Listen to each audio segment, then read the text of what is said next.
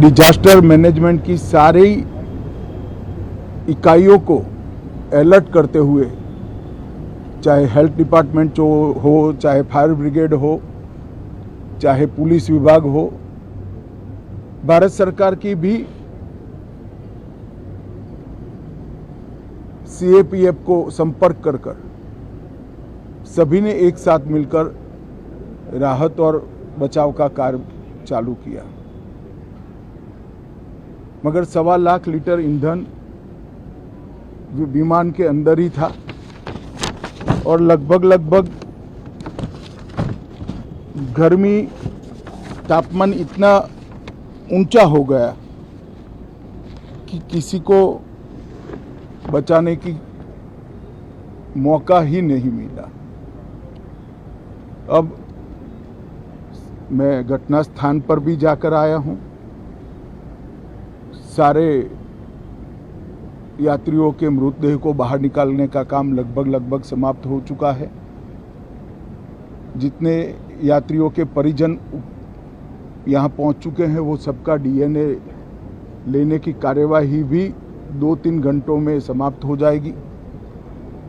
विदेश में जिनके परिजन हैं उनको सूचना देने की कार्यवाही समाप्त हो चुकी है और जैसे ही पहुँचते हैं उनके भी डीएनए सैंपल लिए जाएंगे और मृतदेहों की पहचान के लिए जितने मृतदेह मिले हैं इनके भी डीएनए सैंपल लेने की कार्यवाही समाप्त हो चुकी है। गुजरात में ही लगभग 1000 के आसपास डीएनए टेस्ट करने पड़ेंगे। ये सभी टेस्ट करने की क्षमता गुजरात में विकसित है, तो डीएनए टेस्टिंग के लिए कहीं गुजरात के बाहर जाने की ज़रूरत नहीं पड़ेगी।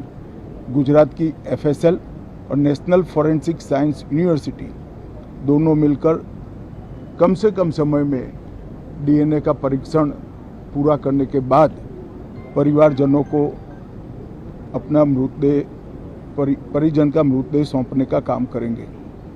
उनके रहने की सुविधा, उनकी सांत्वना की सुविधा, जिनको मेडिकल प्रॉब्लम ट्रॉमा के कारण हुए इनकी मेडिकल की सुविधा, ये सारी व्यवस्था बहुत सुचारू रूप से हो चुकी है।